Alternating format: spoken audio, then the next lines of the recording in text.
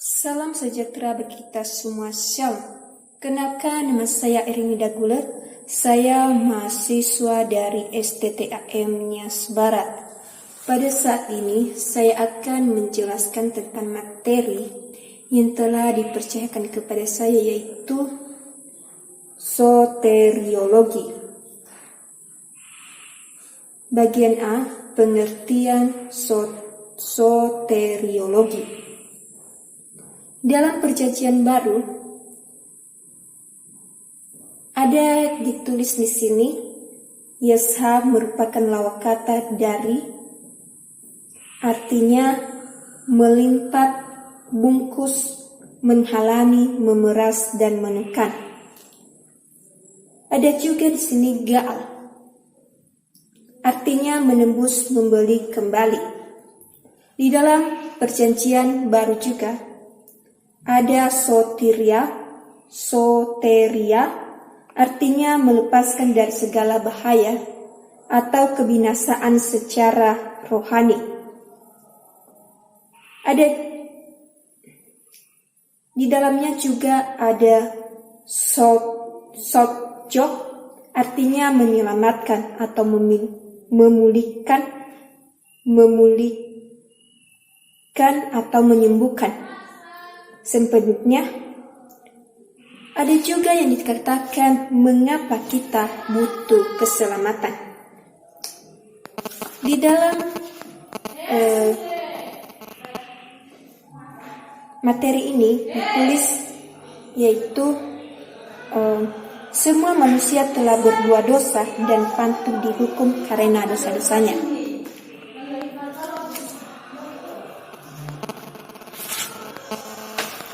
Dosa adalah pelanggaran terhadap hukum Allah. Ialah kerusakan total pada diri manusia serta kematian rohani, atau kerusakan total pada diri manusia itu dapat kita lihat pada beberapa aspek, yaitu kerusakan relasi dengan Allah. Manusia menjauhkan diri dari persekutuan dengan Allah, tidak ada kemauan untuk berjumpa dengannya. Manusia yang berdosa itu juga tidak berterus terang kepada Allah dan mempertanggungjawabkan pertanyaan perbuatannya. Manusia membenci Allah, dan juga sebaliknya Allah membenci orang berdosa. Allah menghukum orang berdosa. Manusia mengalami kematian total, yakni kematian fisik. Ada juga di dalamnya itu kerusakan relasi dengan sesama. Manusia mengalami gangguan sosial dalam kehidupan pernikahan, di mana timbul rasa malu antara Adam dan Hawa. Hal ini merupakan refleksi dari bangkit atau tertunduk rasa bersalah. Kita bisa lihat dalam Kejadian pasal 3 ayat 7. Selanjutnya, relasi dengan sesama yang lain pun terganggu. Ada juga di situ kerusakan relasi dengan lingkungan hidup. Penderitaan menjadi bagian dari perjalanan hidup manusia. Alam dan makhluk lain yang semula mudah diatur atau memusuhi dan melawan manusia. Ada juga di situ akibat dosa pada diri orang berdosa itu sendiri.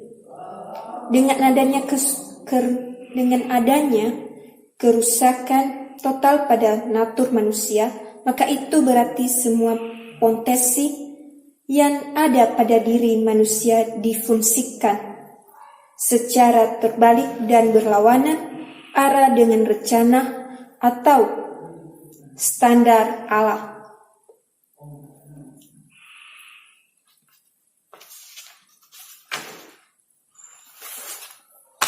Ada juga di situ usaha manusia semata untuk menyelamatkan diri dari hukuman dosa-dosa itu sia-sia, atau kesadaran, atau ingin dicapai. Semua usaha saya untuk menyelamatkan diri dari hukuman akibat dosa saya itu sia-sia saja. Manusia selalu berusaha untuk mendapatkan kesempatan melalui berbagai cara yang diusahakannya.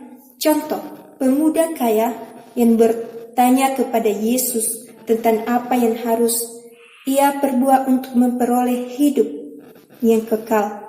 Kita bisa lihat dalam Markus pasal 10 ayat 17. Konsep yang ada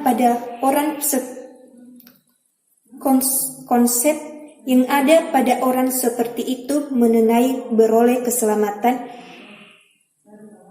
ialah perbuatan atau usaha manusia.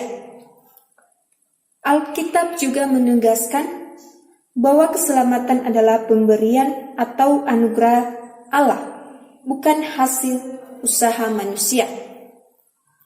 Kita bisa lihat dalam Efesus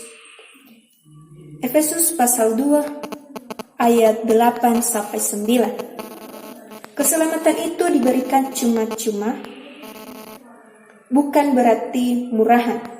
Justru karena amat mahal dan tak berbayar oleh apapun, maka itu harus dianugerahkan. Keselamatan karena iman kepada Yesus adalah keselamatan yang sifatnya pemberian sebagai wujud kemenangan Yesus terhadap maut.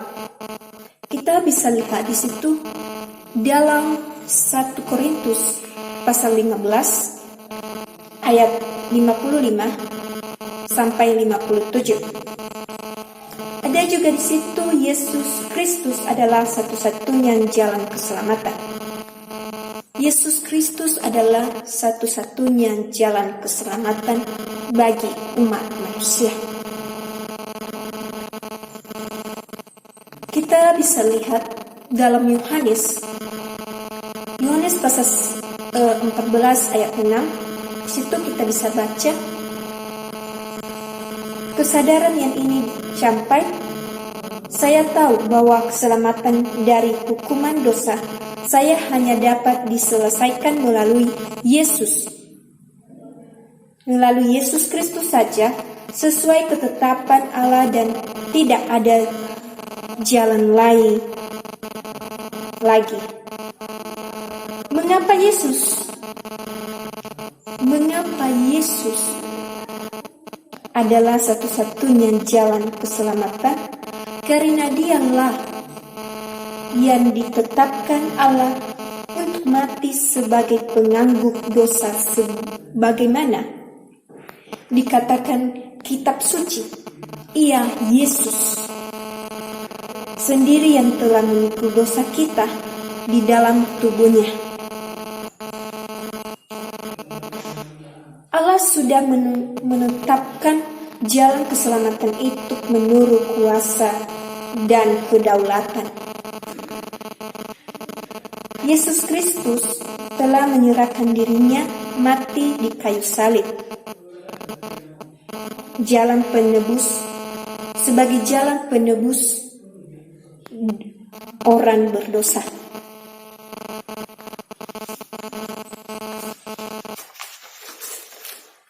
Atau ada di dalamnya itu juga prinsip-prinsip dasar doktrin keselamatan. Dalam Perjanjian Baru, istilah yang dipakai adalah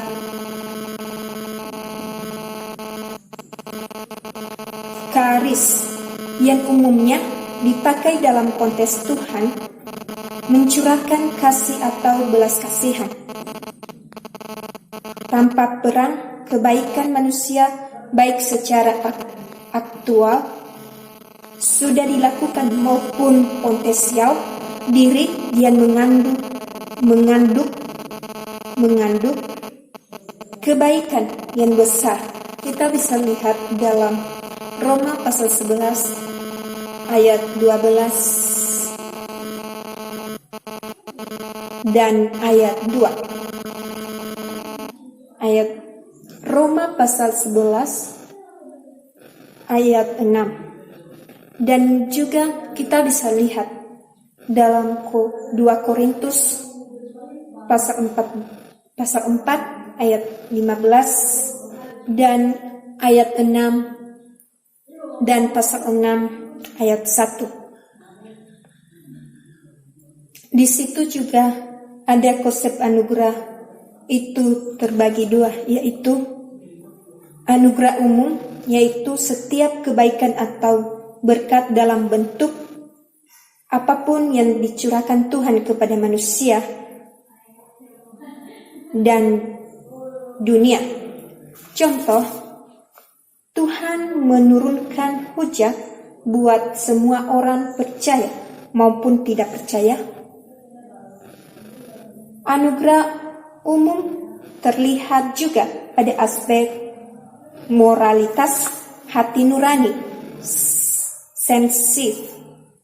sensus atau divinitas perasaan atau beragama secara umum, serta bayangan kebenaran yang ada pada diri manusia, yakni sifat-sifat baik secara umum yang ada sebelum mengenal Tuhan. Kita bisa lihat dalam Lukas pasal 6 ayat 20, Lukas pasal 6 ayat 33. Di situ juga anugerah khusus, yaitu pemberian Allah yang cuma-cuma melalui pribadi dan karya penebusan Kristus yang menyediakan jalan keselamatan.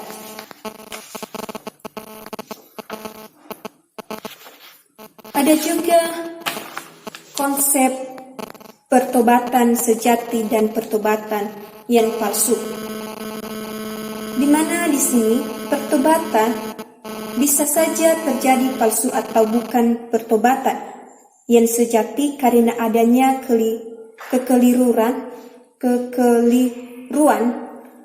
yang dipahami sebagai pertobatan, yaitu orang yang bertobat karena adanya rasa takut atau teror. Maksudnya yaitu orang berdosa yang hanya hatinya merasa menyesal sesaat, tapi kemudian setelah hati nuraninya tenang kembali, ia menjadi biasa atau kembali lagi ke perbuatan itu. Ada juga di sini orang yang berusaha menyelesaikan dosa secara pribadi tanpa campur atau tangan Allah yang mengangkat bahwa dirinya sudah bertobat.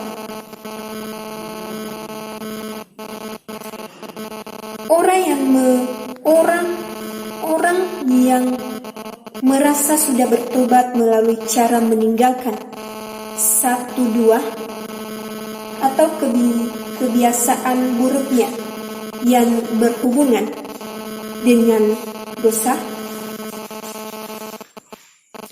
Sekian dan terima kasih isi materi yang telah saya pelajari atau saya bagikan kepada kita pada hari ini, supaya bisa bermanfaat bagi kita dan bisa kita